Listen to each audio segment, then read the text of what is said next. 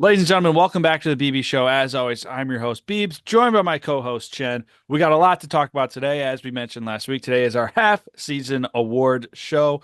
We'll be giving out awards for what we think the end of seasons awards should be, who they should go to through half of the year. I kind of butchered the delivery on that. And before we dive into that, along with a great NFC North discussion, a couple hot seat discussions, before we dive into all of that, Chen, how you doing today, man? Feeling the love, man. Feeling the love, no pun intended. A lot of teams, a lot of people, there are so many problems in not only the NFL, but in the world. And something the Packers organization has not had for since I've been alive for probably the past 30 plus years is a quarterback problem, which is kind of insane when you really go back and think about that we've hit on three guys that have just sustained us for the past however long. So yeah, could not be better, man. I'll skip the complete victory lap today. I guess were we going to talk a little bit with Packers Texans? We were. I mean, it was kind of one of the we talked pack. We actually haven't talked Packers as much In a as we minute. normally do, Okay, and okay. I try to keep them off as much as possible because 9 times out of 10 we end up talking about them anyways when they're not on the planned script.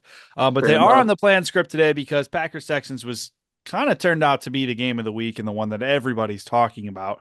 Um, so your thoughts on the game, Brandon McManus, and the Texans side of things? Floor is yours. I'll cover the Texans side real quick in that they're just fine. One of those things, close loss on the road. I think for them, um, they're going to be all right. Really, on the Packers end of things, I was more impressed by our defense. The way they looked against that Texans team was very telling. It seems like defense is starting to get in their groove a little bit. Offensively, mistakes were there, but for the most part, it was very efficient. Personally, I would have wished if we ran the ball a little bit more. I feel like the games that Josh Jacobs gets involved are the ones we kind of have an easier path to victory, but we say it all the time on this show. It's good to make emphasis to run the ball, especially when you have Josh Jacobs back there, who's looked great.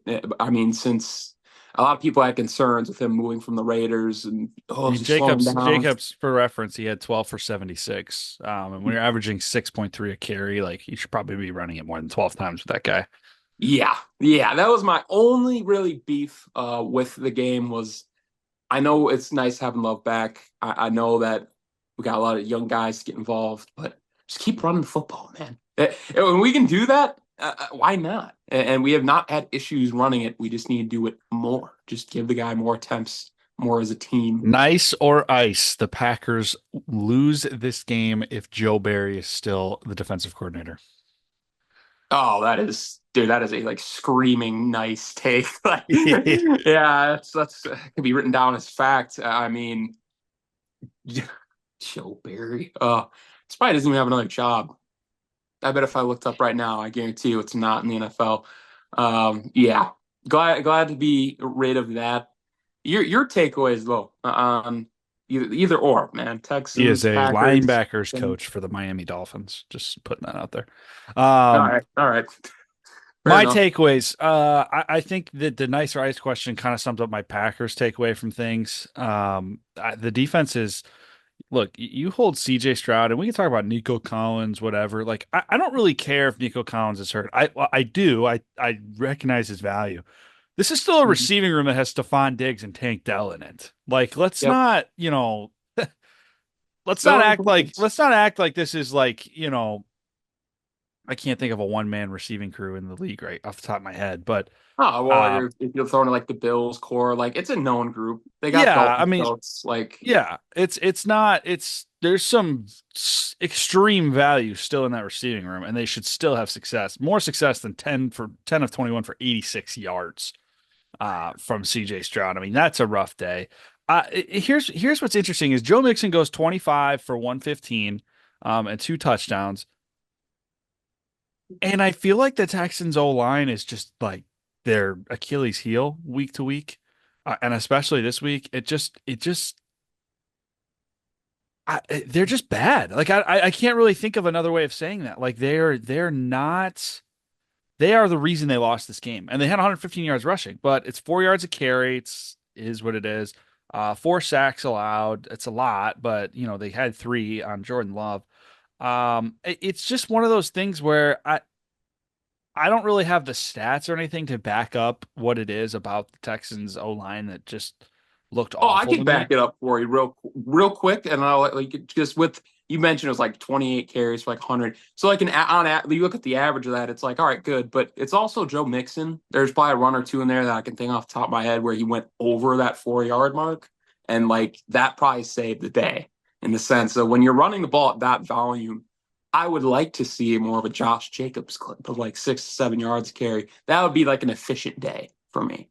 But yeah, I don't think the Yeah, numbers will say and that. Joe Mixon was so far when he plays one of the better free agency signings of the offseason. And Mhm. I just I just is the Packers defense that good? Like that's kind of where my head goes is like were they that good that they come in and shut down this high octane offense, or is this just a team that has a quarterback who's still young who just quite hasn't evolved yet into that like road dog, like like it doesn't matter where you're at, hostile environment, man defense, zone defense, pressure, no pressure, it really doesn't matter, he's going to show up? Or is Right. CJ Stroud a great quarterback who will turn into that, who at this point in time doesn't handle pressure phenomenally? Like I don't think I'm right when I say that.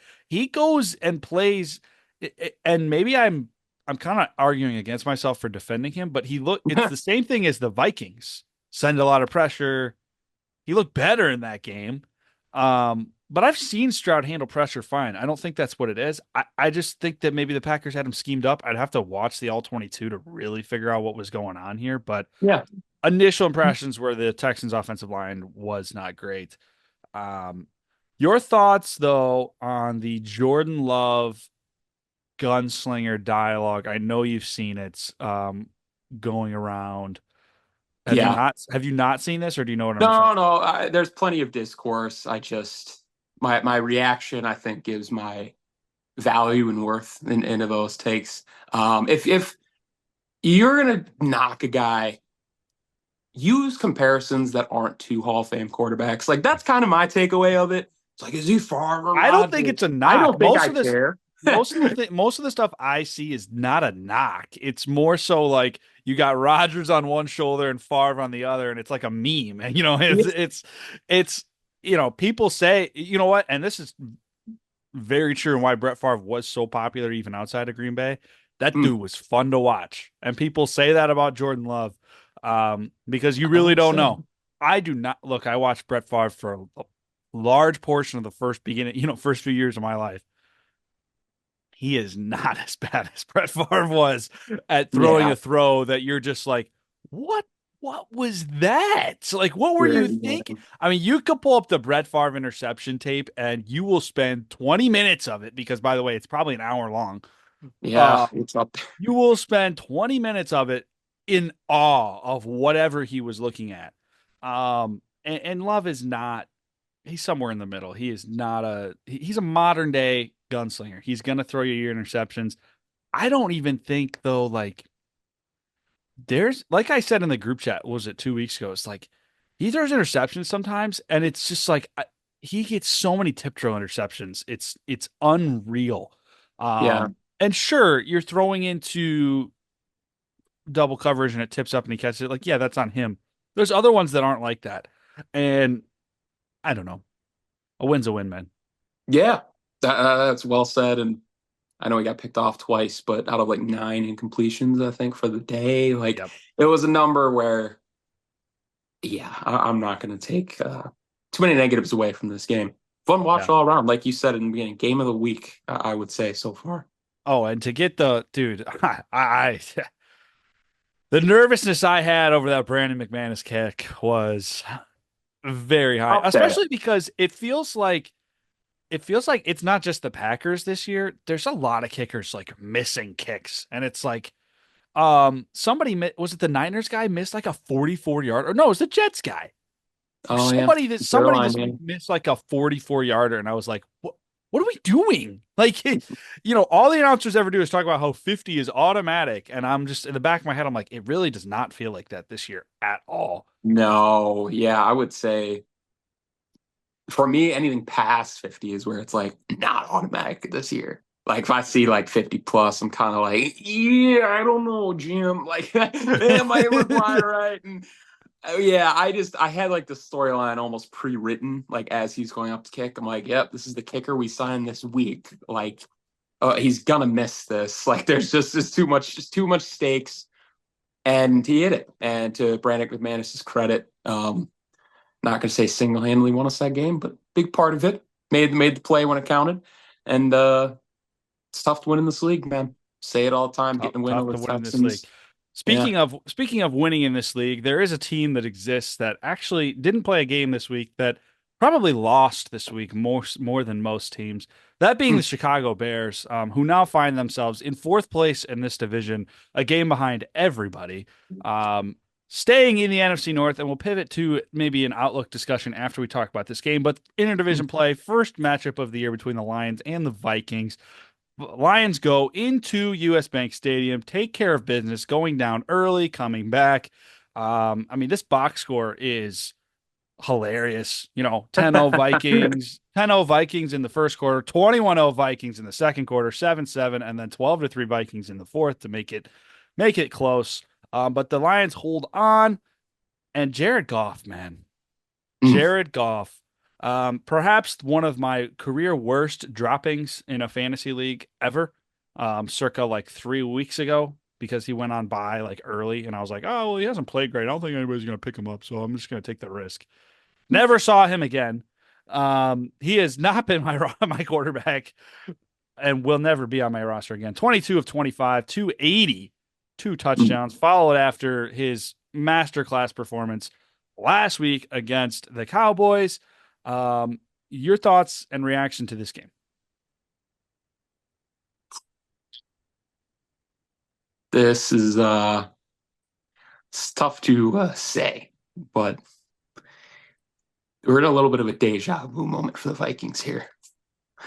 Circa Oh, you Sam got, Bradford, yeah, you gotta relax. I'll five even and defend the Vikings from that. hang on. There is some parallels here. Both teams were 5-0. There was a bye at week 6. They come back from the bye and lose. That team finished 8-8. And we already talked about the anomaly that is the Minnesota Vikings of staying hot and winning those games in the regular season. But as the playoffs come around, they tune out. I And with little disagree. Sam I am, they might tune out a little bit sooner. But yes, you have the I floor. I I vehemently disagree that that's going to happen. This was But in Minnesota, right? yes. And they collapsed at home. Okay, just making sure I got my spellings Collapse right. is extremely relative. Second off, their next four are Rams, who, okay, they might actually have Cooper Cup back. And then they go Colts, Jaguars, Titans. That'll get you up to 8. Oh my gosh. Oh my gosh. Um, they're not going to finish 8-8. Let's relax here. Relax, 8 and Chauncey. 9. Sorry. Yeah, no, I refuse to acknowledge that that game exists on the schedule. There will always be 16 games. Um, there's just something about finishing at exactly 500 that needs to be in the NFL repertoire, just Yeah, to I just miss to it. honor Jeff Fisher. Um, Love it. Love Jeff Fisher I calling out. I just push back. The Vikings, they lost by 2 to who a team that looks like the best team in the NFL.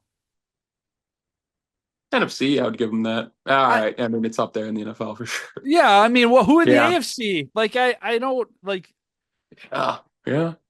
it ain't the Chiefs. Like we can get into that discussion. I once again I once again am asking for your financial support to hate the Chiefs and say that they suck all year long because they do. Um all the way to their third Super Bowl in a row. Mm. Regardless, I I don't really know. This to me is just a classic like juggernauts show off and lose, but close game. I saw some outlandish Bears fan takes that aren't even worth airing regarding this game. Sneak peek, they resulted in both teams being called fraudulent. I actually don't understand how one can watch this game and interpret that. Both teams played at a very high level. Um, I, you've got nothing. You're just gonna hate on the Vikings. I just had to throw that in the worst news. But yeah, if I'm being a unbiased, just pure NFC connoisseur in this game here, um, well, both teams look like they're going to be in top. Like if they end up playing each other in like the first round of the playoffs due to this weird seeding, that's a crime because I could see. Oh, am I really going to say this? I'll at this point in the season and in the game, from seeing both teams play, I mean, is that the NFC Conference Championship? We talk about the North getting almost the entire division in all the If the time. season ended today, the entire NFC North would be in. It's That it's is worth thinking mathematically about. that is mathematically true. So almost a Um, chess move by the Vikings here to lose, so that when they get it for that third matchup, it's hard to beat a team twice. what do they play the Lions again? I mean, are Yeah, they okay, are fair they going to enough. strategically lose again and be like, it's hard to beat a team thrice? It's. Hey, they got to go to Detroit, man. I don't Easy disagree. house. And now they likely will have to go to Detroit again Mm. in the playoffs, which is going to be a hard place to play in the playoffs. Um, Look, all right, little bit change of subject here, but still on the Lions. Nice or ice, the Lions have replaced the Cowboys as the true America's team. Oh, I'm gonna have to. I'm not. If I could just go like, no, I don't want to say it's ice, right? Because in the sense that I know what you're getting at, like America's team of like everybody wants to root for them. Because I could argue on this side, the Cowboys have not been America's team for a while. We Yeah, we have yeah, hated the Cowboys for a while, I don't disagree. and so in the sense of kind of like I don't know like a good parallel of like a team that like everybody loves to root for in a certain sport, but the Lions are kind of it because they've been bad for so long. Like it would be like seeing the Browns continuously and not have. I would like to push back on that. I Oh, think I think that the Lions are in a different class of the Browns. And maybe it's the Deshaun Watson effect, but the no, Browns are so bad and have been that they are it's a different level of bad. It's a like rude bad. The Lions were bad. They were like pitiful. You were like, oh man, that's Lions. Because the Lions, you would look at their team and you'd be like, how are they still so bad? They have Matthew Stafford and Calvin Johnson, right? And yeah, then you would be like, how did Barry Sanders only win one playoff game? How did Matthew Stafford never win a playoff game? And then the Browns, it's just like you have Hugh Jackson going 0-16, followed by a 1-15 season, and they're not firing him. And it's like, okay, I don't feel bad for you. You are bringing this upon yourself. That was never for me the case with the Lions. That really that is wasn't. a lot. Okay, So yeah, now that the Lions are in a place of success, I am very prone to like as a division rival fan, like I still pretty much root for them every week unless they're playing the Packers because I just love the way they play the game. They have just they have they play the game in a way that is fun to watch. They go for it on fourth down all the time. They have a quarterback who got tossed to the I mean every media possible like narrative that you could get to have a lot of people like a team exists. Okay. It's a team that sucked for decades. They go for it all the time on fourth down. They have a high octane explosive offense. Okay. They have a quarterback who got tossed to the Wolves after leading his team to a Super Bowl and was quite literally sent to Detroit for his career to die, who then decided to resurrect Detroit and make them a contender. I yeah, mean, and then you got this head coach who's this character of just like he's just at the like blackjack table, kneecaps, like man. he's at the blackjack table with a 19, and he's like, hit it. Like that's Dan Campbell. That's Dan Campbell. How do you not Yeah, root for those guys? And then they win games like this. They go down 10-0 and you're like, it's so far. Like there's this piece of the Lions where I think everybody is still pinching themselves. Everybody who's watched football their whole lives, not even Detroit fans, just people who watch football. They're like, is this real or is this still a facade? Like, Yeah. they go down 10-0 and I caught myself for the very first time they go down 10-0. I'm like, they'll be fine. And then I caught that thought and I was like, did I really Wait. just say that about the Detroit Lions? I mean, did I Yeah. really just say that about the Detroit Lions? They're going to be fine on the road down 10-0 against a divisional opponent. Where have we where are we? Like how are we here? Right? Yeah. How did we And that get just here? speaks to how far they've come and how legit they actually are. And I just I don't know. I would make the case that that's a nice take. I think America roots for the Lions. Everybody loves watching them. Shoot, they tried to get like different linemen a touchdown last week. How do you not like that? How do you No, not it's like? really cool. If we're going from that, I can concur that it's indeed nice. Oh, You got to it's. appreciate good football, man. I mean, And the Lions are it. that pure cinema. Like Yes. that's the Lions So every single week. yeah. Uh, Yeah. and then the Vikings. Look, I know Jake was upset. Obviously, you're going to be upset. You lose your perfect record, game-winning field goal at home against a divisional opponent. Like this is a pretty bad week for the Vikings, all things considered. However, you lost by 2 to probably the NFC favorite at this point. I don't think that the Niners are the NFC favorite. The NFC favorite has to be in this division, right? Like, mathematically speaking, like it Yeah, had it's gotta be. it has to be in this division, and right now I think the Lions are a step above everybody else.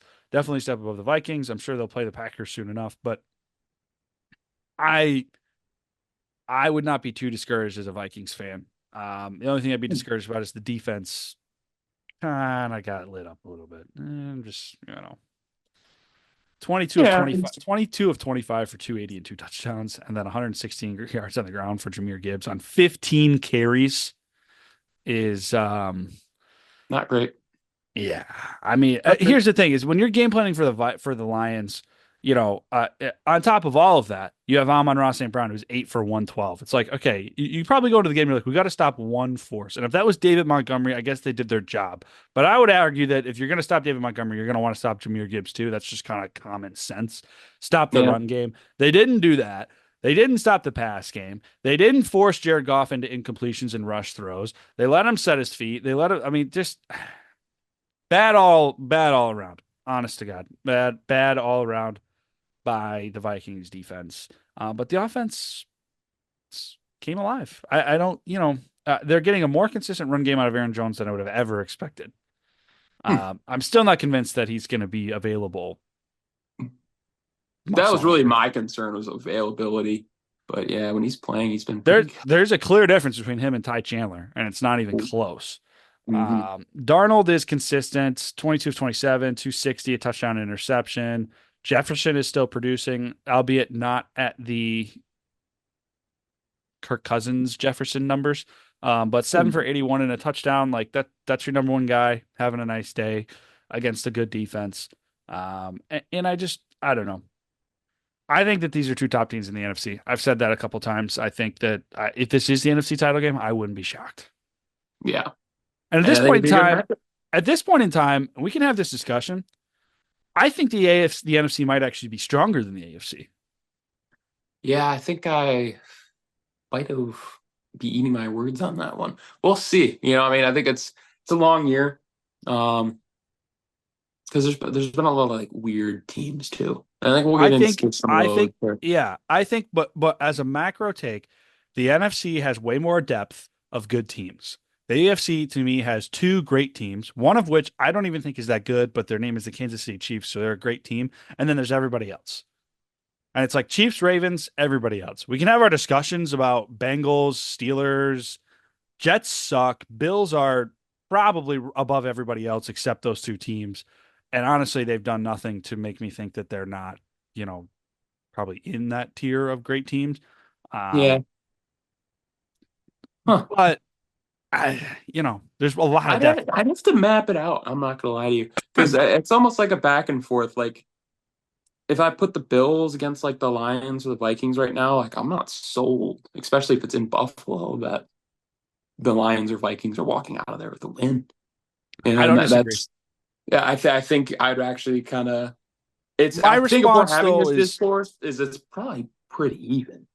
I Yeah. don't think there's any, but I think there's The no. depth argument for me with the NFC takes precedent though, because like I look at the AFC and I see those three teams and maybe the Bengals, who are 3-4 by the way, so they shouldn't be even be in the discussion outside of Oh, my own personal bias.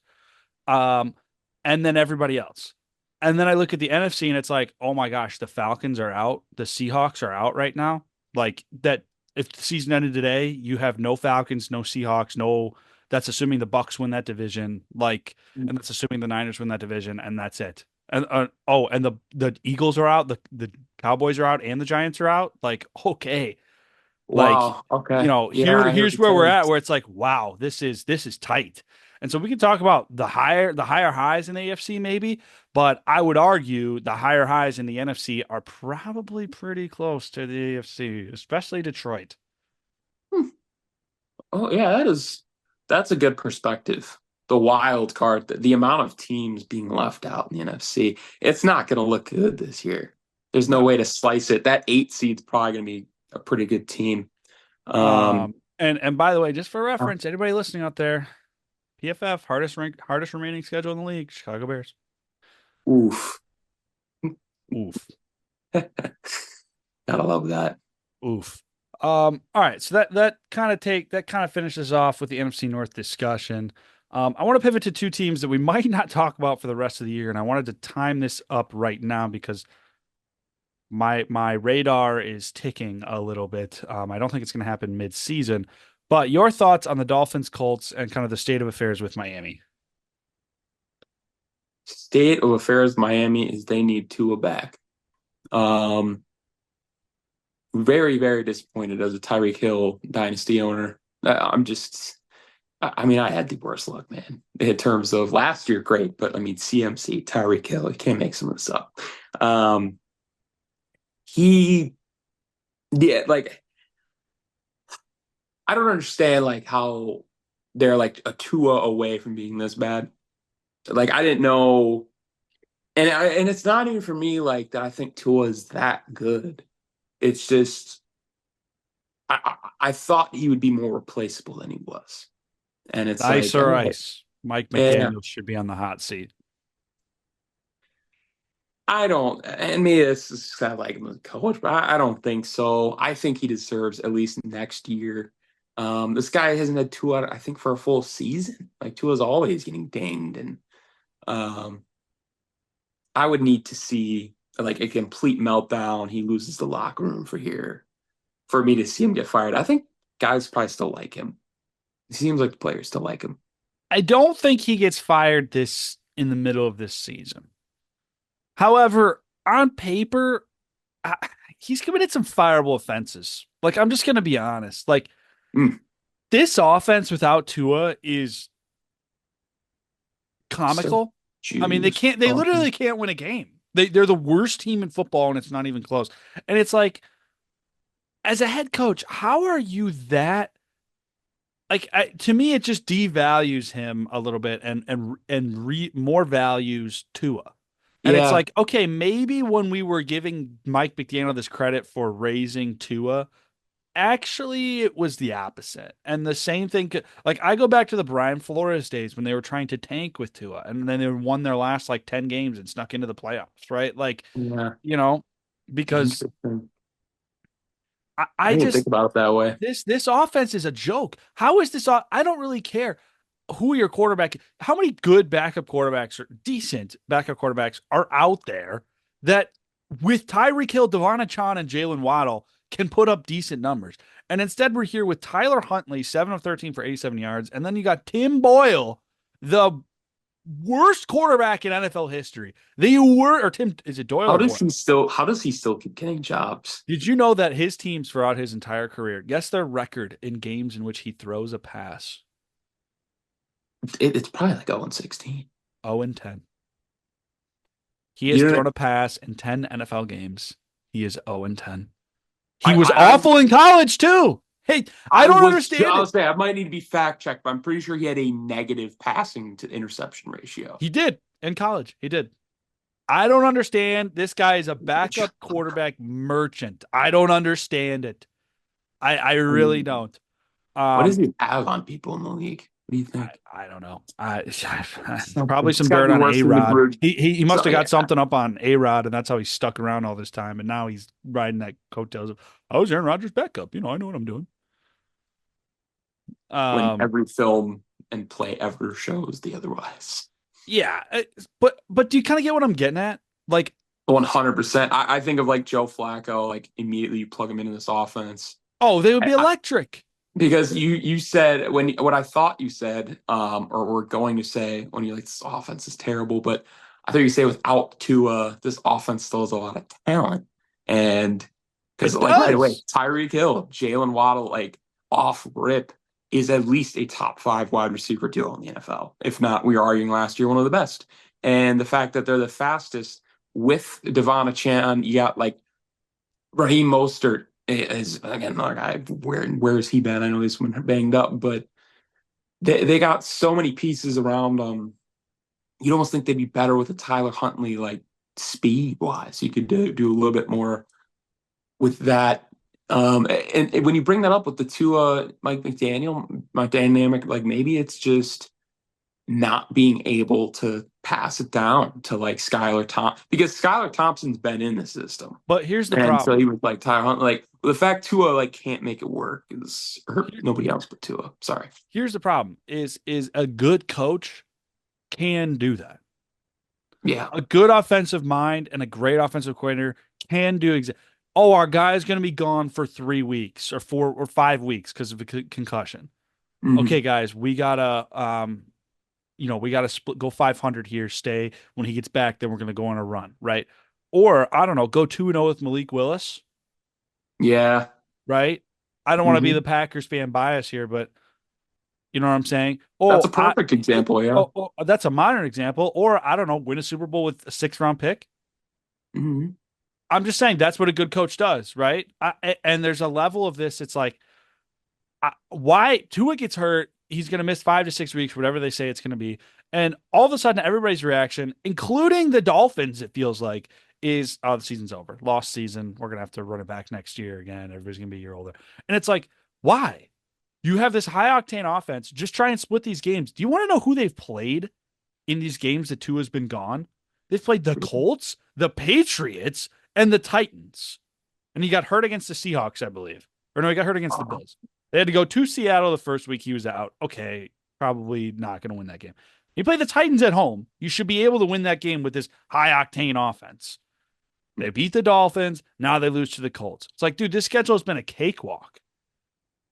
yeah, and it's not going to get any easier. I can tell you that. No, they still got to play the Bills again. They still got to play. I mean, they haven't played the Jets yet, who also suck, but we'll get into Oof. that next.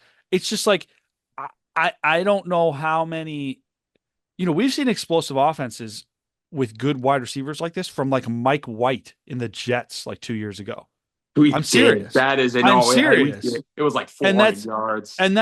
that's where my confusion is, like, the weapons are still there. How can you not find a Ryan Fitzpatrick to come in and play quarterback for you? And maybe maybe this is a conversation about just the quarterback position in general, but I have to believe that there are guys out there that could give them way more success than Tyler Huntley. And honestly, I have to believe that Tyler Huntley could give them success, and they are just being poorly coached and poorly prepped for these games. Like, to me, that's the issue here. Is just the I cannot disagree with that analysis. how a I good wish I coach does had not put back. pack it in. Like, a good Yeah, coach does not no, pack it in. that is fire because when you're like, oh, fireable offenses, and I was trying to think off the top of my head, I could see when you put it that way, him not surviving at the end of the season because of the way this team Well, looks. and you have to pair that as well with his record overall Not actually that isn't even that great. And that's the thing where, like, me and you have both been very high and in on the Mike McDaniel train. And I kind of, after this happened and they lost to the Colts, and it's like, dude, Anthony Richardson looks awful and they're finding a way to win the game.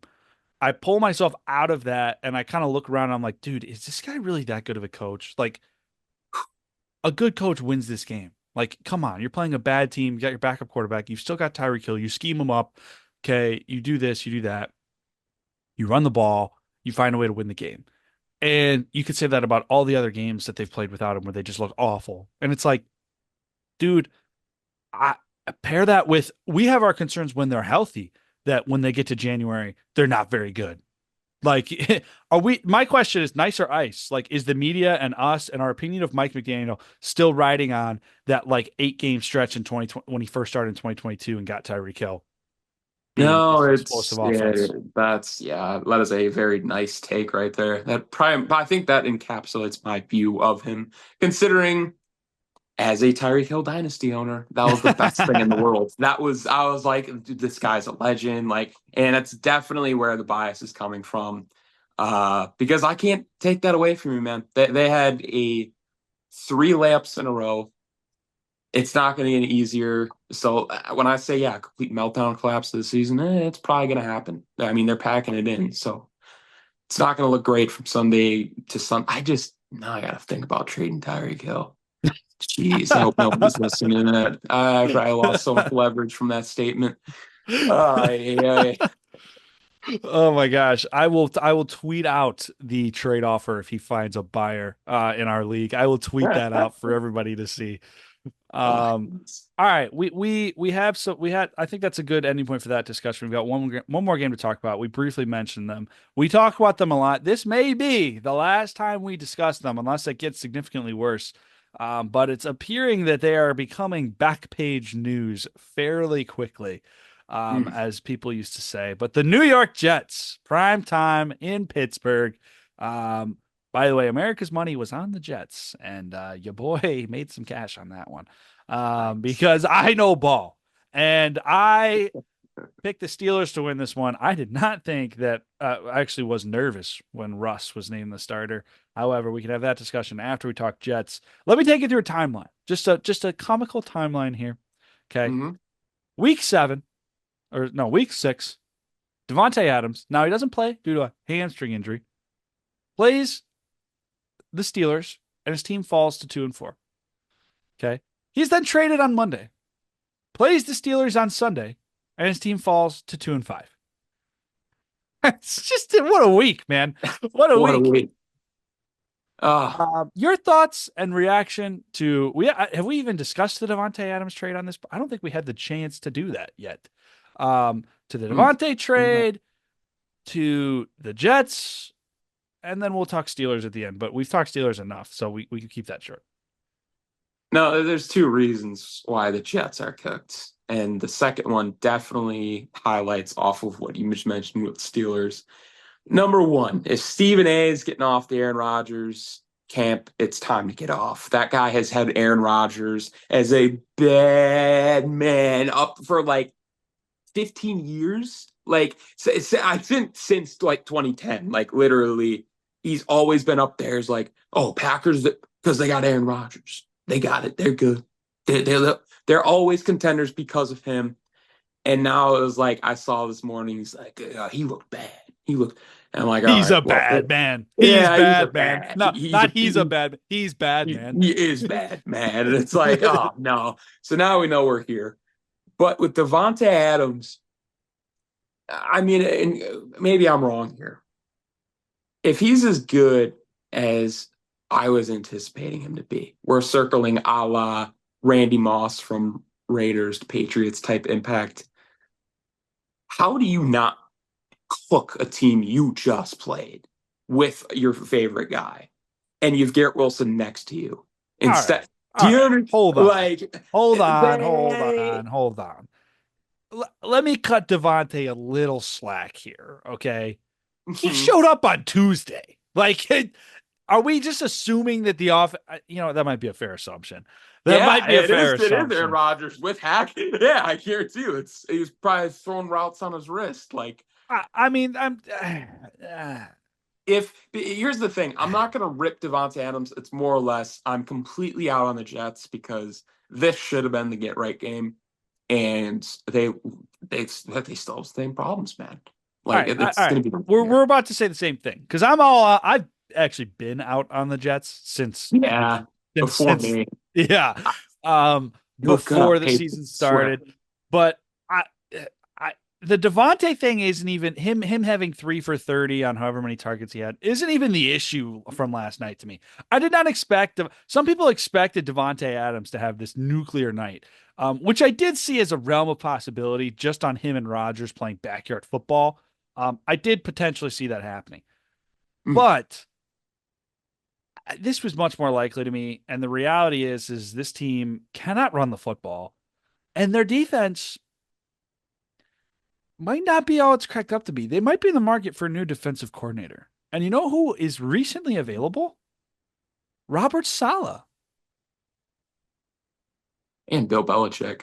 But He ain't going to the Jets. yeah, Belichick, dude, that dude, when he was on the Manning cast and they played on Monday Night Football last week, I mean, he was blasting the Jets. It was hilarious.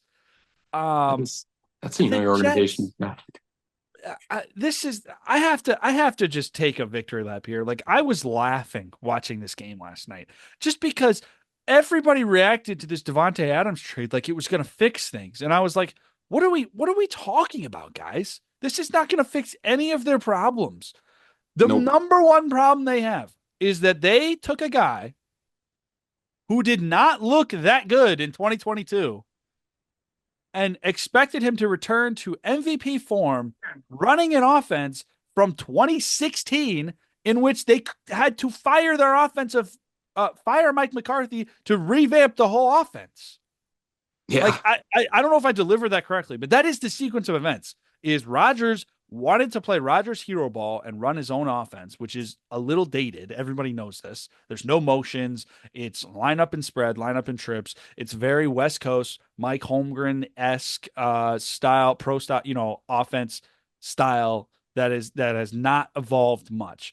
That the Rodgers were running in the Packers were running in 2015, 16, 17, 18 with Mike McCarthy, right? Mm. And there was so much beef with Rodgers and his head coach that they had to fire McCarthy. And, I actually agreed with that. And they brought in a new young offensive mind, and the offense was rejuvenated, and they won four straight, 13 years or 13 wins for 4 years straight. And then, they didn't get it done in the Super Bowl, but they were close and knocked on the door he won 2 MVPs. He looked great. And Oh then yeah. there was all of a sudden Rodgers had beef with his head coach, and the offense lost Devontae Adams, and they lost their juice in 2022, and they went 9-8. And then the organization said, "You might be the problem, man. You might be the problem because he's skipping That's OTA." fine. I'm missing a lot of details here, public comments and skipping OTAs and all this stuff. I mean, here's the reality is, I don't know if you watched the Pat McAfee show and his press conferences and stuff like this. You've got a guy last week who literally blamed last week's loss on Mike Williams for running his route wrong. How is that allowed? That's not a thing that people are allowed to do in the NFL, right? Like Yeah. anybody, he's like, oh, he's supposed to be running down the red line. He ran his route wrong, so I missed him. This is like the fourth or fifth time he's done that this year. How is that okay? Mm. And I don't. It's just comical, man. It's just like this team is quickly becoming a laughing stock. You fired your defensive coach in hopes to improve the offense. The defense got worse in the process, and the offense is the same. Like I'm so out, dude. I'm Yeah. so out. This team was so young and exciting in 2022. They knocked on the brink of the playoffs with Robert Saleh. The defense was phenomenal. They had so many young pieces. They were truly a quarterback away. And that quarterback came with so much Mm. baggage that it has just disrupted all of the skill positions, all of the timing, all of the offensive line, all of the juice. And you I like Their running game, bro. another team that should have just stuck with Joe Flacco, man. Like, Yep. honest to God, like this team, their offense is so bland. I cannot express to you how hard it is to watch this offense. Next time you go watch them, count the amount of motion you see, count the amount of shifts and unique routes, and then compare that to the amount of times they just line up in a formation and run their route combos like it's 2008. It's oh my Yeah. gosh. I mean, and that was the Nah. problem with Matt LaFleur and Aaron Rodgers is he was insisting on Rodgers wants to play his offensive system. And it's just, and I know Hackett was there at that time and XYZ, but LaFleur has a lot of offensive input. Let's not. Oh yeah. As he should. yeah, it's just it's hard to watch, man. This team, and I haven't even touched on. I briefly touched on it, but there's the whole fact here that Rodgers might just not have it anymore. Like Yeah, this is all under the assumption that he's good and not the problem here. And there's a reality here where it's like he has a career high in interceptions this far in the season, I think, and he's coming off a torn Achilles. He's 39 years old, and it's definitely not moving the when they same. got him from the Packers, he was coming off his worst year of his career. Yeah, it's The arm talent definitely still there, and he's had some nice moments this year, but the consistency just seems to not be what it was. it's hard to be a Jets fan. I think that's the reality of the situation. Because as bad as they were, and oh, they're just quarterback away. Now they're set back like even farther. Like they were rebuilding, and now they're gonna have to rebuild even more because of anyway. Yeah. And I mean, It's on paper, get Devontae Adams for a third rounder. Like, I'm not even that like I thought it was a joke because of all of the other extenuating circumstances, but Mhm. on paper, it's Could be like worse. it could be worse. Yeah. Like a The first. Raiders, the Raiders look awful in that exchange, but Mm. I just don't know why this organization is letting this man walk all over them like this. I really like it's and if here's the thing is if it were the Packers doing it, you could say, well, he won him all those MVPs, all those wins, like let him go out on his way. It's like, okay. But the Packers had a backbone and they said, nah, this is still the NFL. Now he's just bullying and I mean, it's like a toxic relationship. He's bullying and manipulating his new girlfriend into whatever he wants to do, and she has Yeah. no say in the matter and doesn't want to stand up for herself. It's just it's I No, don't understand it. it's the reason the girlfriend scenario has no say, and this is Joe Douglas here, is because Joe Douglas is about to be out of a job. Like if this doesn't work, It which doesn't work, man. it doesn't It work. Yeah, I mean hasn't that's the whole worked. reason he made the Devontae trade is this is your last go, and when this season ends, he will be fired. And that's where I think things are going to be interesting is when a new GM comes in, what do they do? I have no idea what you do. You're probably hoping that Rodgers retires just to save you from any decision making. But man, that's a tough boat to be in over there in New I don't think York. he's going to retire. I think he's going to try and do the same. He's going to try and go somewhere else and do the same old script. And I just, for the sake of cinema, I wouldn't be shocked if it's the Minnesota Vikings. I really wouldn't. I think they have their guy, but Oh, I would not. I I would be just so wouldn't. against that as a Vikings fan. I would I agree. would take Favre on had more juice, man. Like Favre yeah, had more juice left. Straight up. the 1 year he was good. He really was good. No, he was elite. That I mean, like, yeah, Yeah. he was. Yeah. But all right. Let's. Do we even need to talk Steelers? Offense looked better with Russ. I was surprised. Surprised for sure. It's just talk about bad coaching earlier, but just going to keep highlighting Mike Tomlin's good coaching. I mean, he literally said to the media, like with Rodgers putting the blame on Mike Williams, Mike Tomlin was like, "Yeah, this decision was on me." Yeah, and then he took his own flowers, like it's why I get paid the way I do, but it's why he's a great leader. I mean, it's he literally, I think he wants to see Russ play. He knows, yeah, my team is good enough to win with either guy. Let's see who Yeah. gives us the best chance in the playoffs, and that's fantastic coaching. That's Yeah. And coaching he to knows, win. yes, and he knows that if he decides to go with Justin Fields right now, he can never go back. Mm, this is true. This is true. This is true. Very, Yeah, very, yeah, very pro Tomlin podcast here. Um, great coach. God, you just reminded me of some other takes I've seen in some group chats lately, but I might need to just leave some group chat. Like I'm on the borderline of just like I actually went as far I permanently muted unless I get mentioned. The one because it's just on another level. But Fighting Bears. we I briefly want to shout out the Amari Cooper trade. Didn't even know he was for sale as a semi Bills fan. Very excited about that. Great price. Scores a touchdown with his first catch. Did you see the clip? Keon Roger But or Allen is like, oh, check. And then Amari Cooper turns to Keon Coleman and he's like, bro, what do I run? What And he was goes, that? go over here. And if you can't see me, he just points towards the goalpost and then he catches it right there and scores a touchdown. It's like, this is freaking awesome, dude. Like, Yeah, yeah. Backyard football. I Ah, mean, that's literally what it was. I mean, and that's not Devontae Adams going back into a system he played in for like 8 years. I mean, that's brand new stuff for Amari Cooper. He's never been there. Like, that was yeah. hilarious. All right, though. Let's pivot.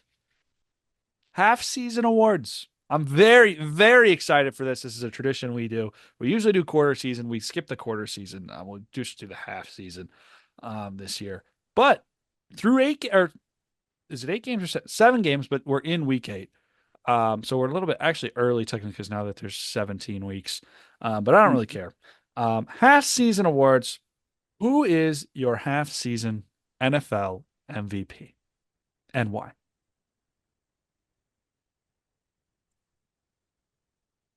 We just talked about him. It'd be quite the story. Jared Goff. Oh, I, what? That is not what I thought you were about to say. where were you thinking? Yeah, I'll tell you where I was thinking in a second Okay, here, but go ahead, okay. make your case. Well, I think with Jared Goff, you're coming off performance where, 280, 2 touchdowns, plenty of weapons that I think having Amon-Ra all year is going to show for. I mean, you think of what he did last season and Amon-Ra was hurt. Um, Having him for an entire year, this team's going to cook. And we could see back to those days like the 2017 team Rams where I think he was like in the MVP race. I don't think he got one, but He like was. He it was was. like him and Wentz were like up there. So um, at the half season mark, that's my guy. All right. I'm gonna and I haven't looked at current odds or anything, so I might be I have picking the not odds either. on. I'm going blind. I might be taking the odds on favorite here like a moron, which I don't like doing, but there's two guys, and I'm gonna pick one. I wrote down two names for basically everything. I have who I want, but I thought that you might actually pick this guy. But I'm gonna take my guy here.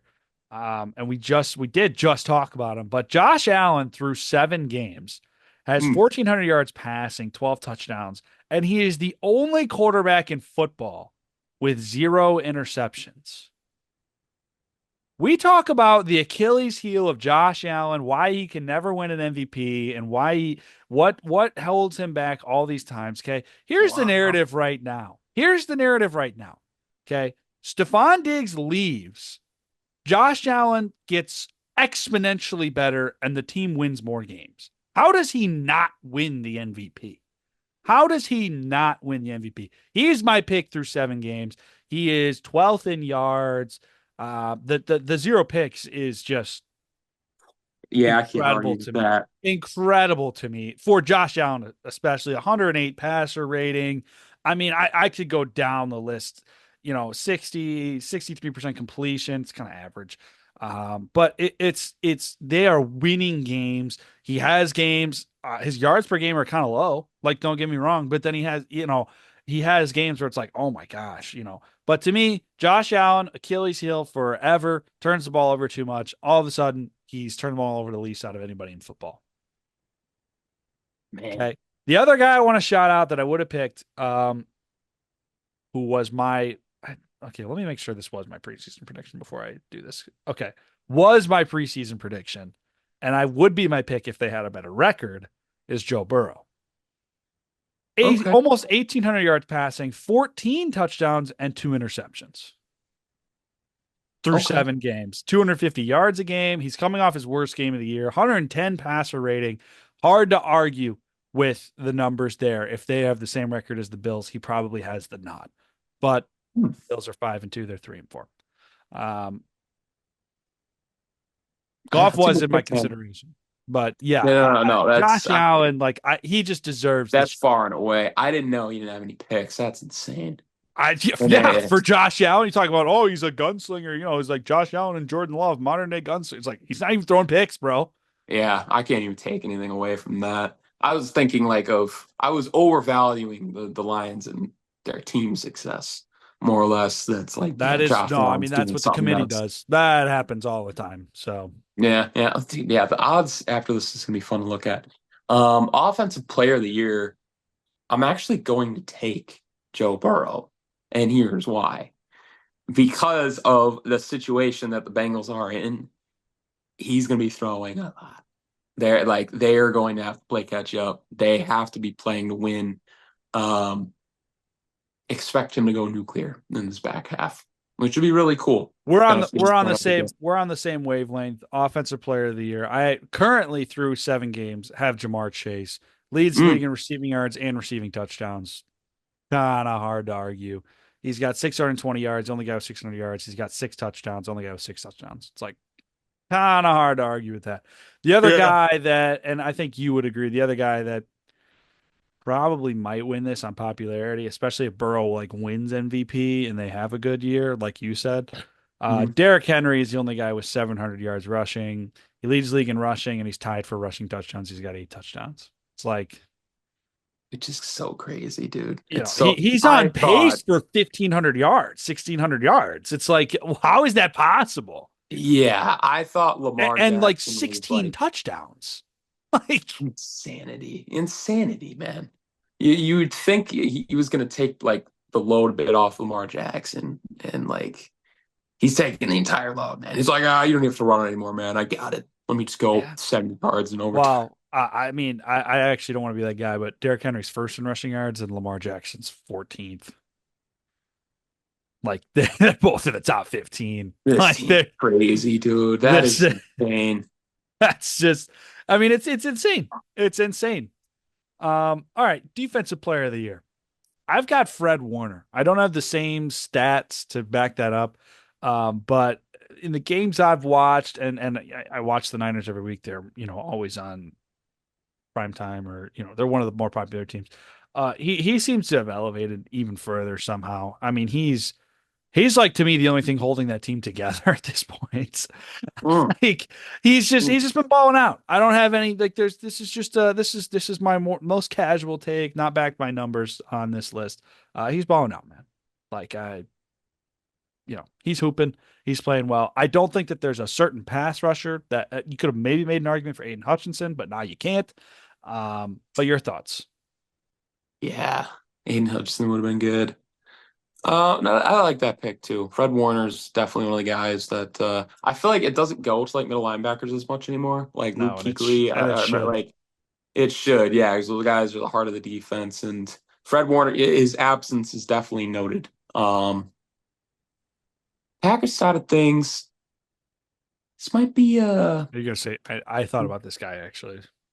yeah, Xavier McKinney Yeah, yeah. potentially, yeah, He's got to keep it up because though. He's got to keep he's it got up. to keep it up, and it's very the way his defense is playing, aggressive. I don't want to say Charles Woodson, but I'm going to say Charles Woodson-esque of back when, sorry, I think it was 2009, he won Defensive Player of the Year. Um, he's that signing paid off. Him and Jacobs both look like, I don't want to say steals, but definitely A signings for what we were going for.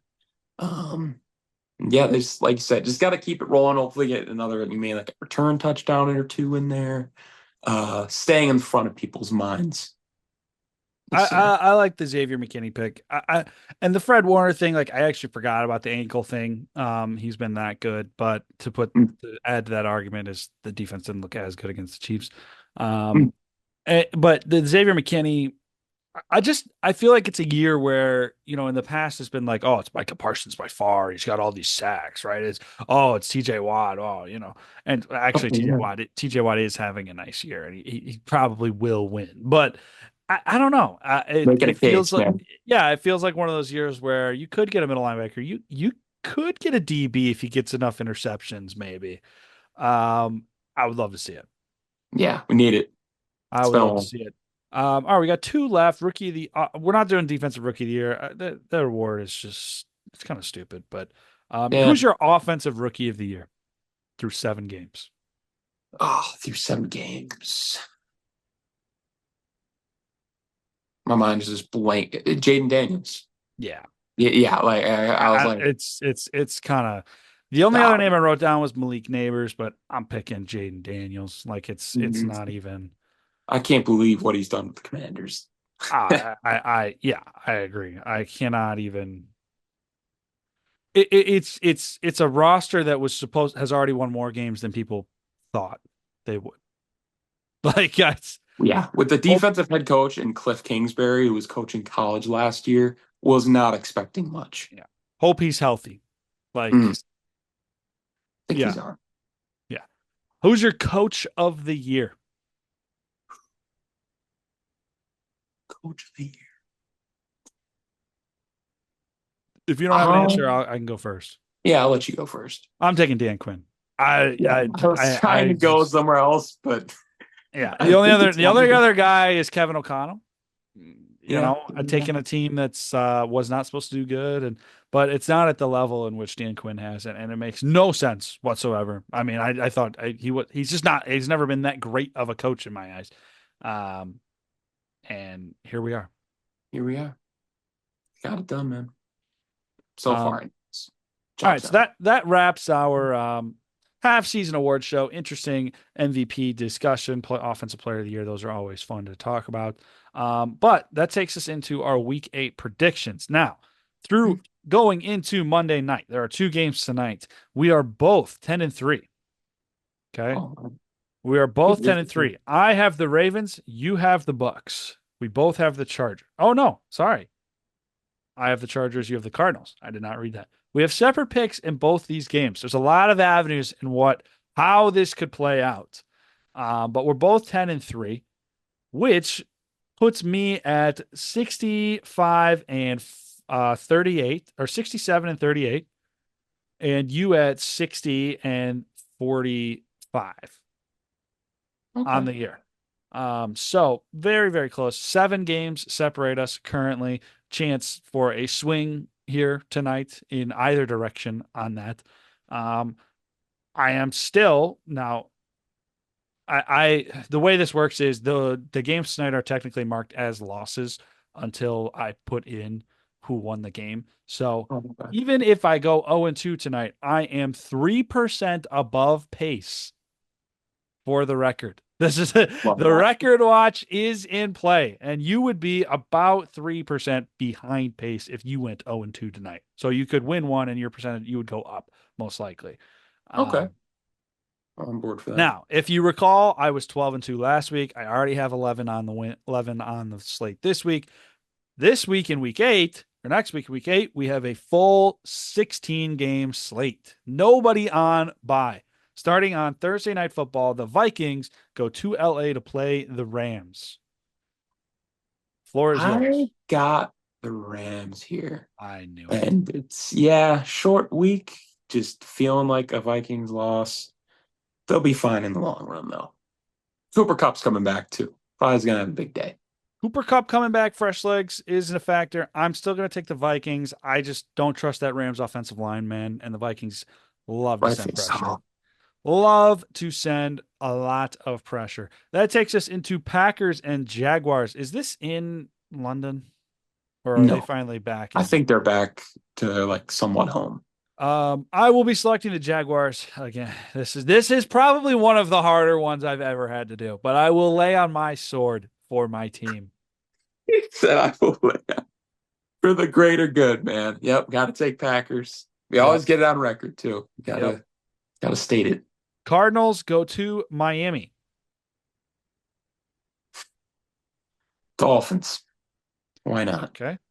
3 for 3. I'm taking on different picks. I'm taking the Cardinals. I just refuse to pick the Cardinals unless Tua comes back, and I don't think he's coming back this week. Um, Jets go to New England. In New England, I'm gonna take the Patriots. Oh my gosh. All right. There is an avenue here where the Patriots win this game, and I mean the world just Will end. erupts. I think I Yeah, want to see the like world end. yeah. Drake But May looked good too.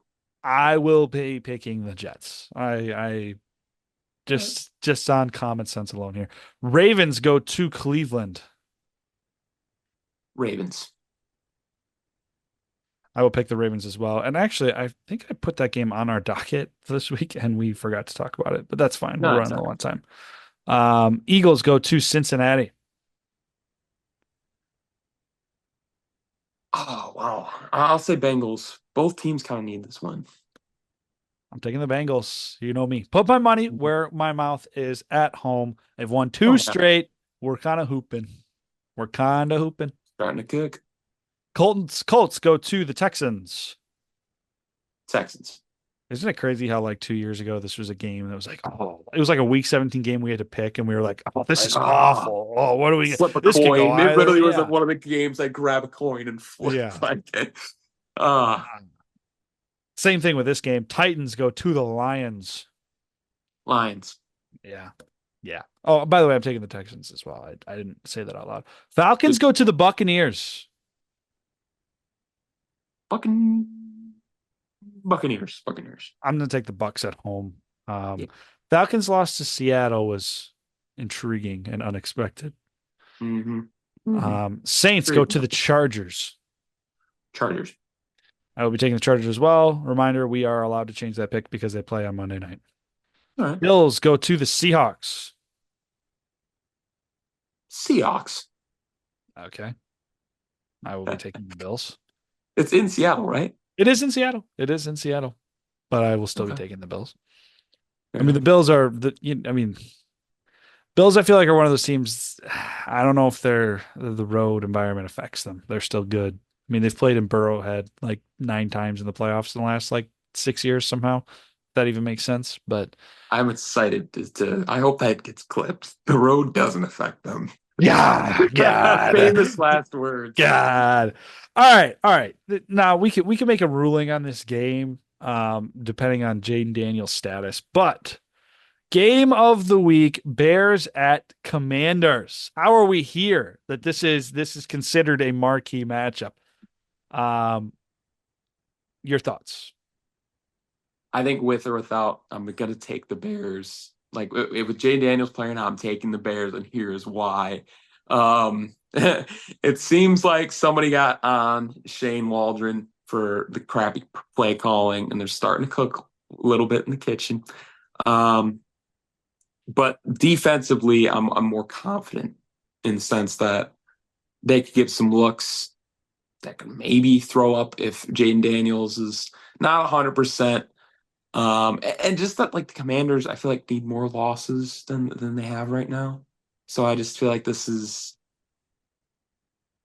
yeah, man. I'm feeling the Bears fans a win here, and then they're gonna get overconfident. Like we just beat the Commanders, best team in the league, bless you, and that's where they're at. So we'll see. I could be wrong, and Marcus Mariota lights them up. But what's your thoughts? If Jaden Daniels plays, I'm picking the Commanders, not a doubt. I'm going to take them anyways, no matter what. I think that they're a far more complete team than the Bears, and it's not even close. Sorry, Fair. I got it. I'm trying to decide if I need to sneeze or not. All right, Chiefs go to Vegas to play the Raiders. Chiefs. Yep, I need to not stop. even. You do need to stop picking I'm against the wasting. Chiefs. I'm burning picks, dude. We Um, need to do a study on the last 3 years on how many times you've picked against the Chiefs and lost and because lost. oh my gosh. Free money. It's free money. Upset pick of the week. And how many times I then have picked the Chiefs to win um and gained an edge on you. Hmm. All right, Panthers go to Denver. I'm taking the Broncos. Yeah, I'll take the Broncos too. Okay. Cowboys play the 49ers on Sunday Night Football. 49ers.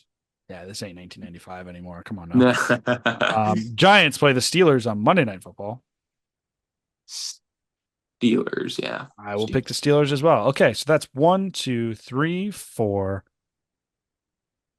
5, 6, 6. Wow, we started 4 for 4, and then we only have 6 different picks the rest of the way. Interesting. So very interesting. The margin between us right now is 7. Could be shrunk to 6 though. If you go 2-1, if we go 1-1, no, if we go 2-0 tonight, would be shrunk to 5. 6 is actually not an option. Yeah, I'll take it. But we will see. As always, be sure to check us out on Twitter and TikTok. We'll be back next week to recap week 8 and discuss week 9 as we get closer and closer to playoffs. We're about halfway through at this point. Season is ramping up. Teams are getting hot. We missed Browns Bengals. We'll discuss Deshaun Watson next week, I guess, when we get a full verdict. But we're going to have that discussion. But ran out of time. As always, thanks for listening. Any closing thoughts? No, just love that we got more doubleheaders for Monday Night Football. Gotta appreciate Agreed. them while I here. Agreed. Agreed. As always, thanks for listening, guys. We'll catch you next week.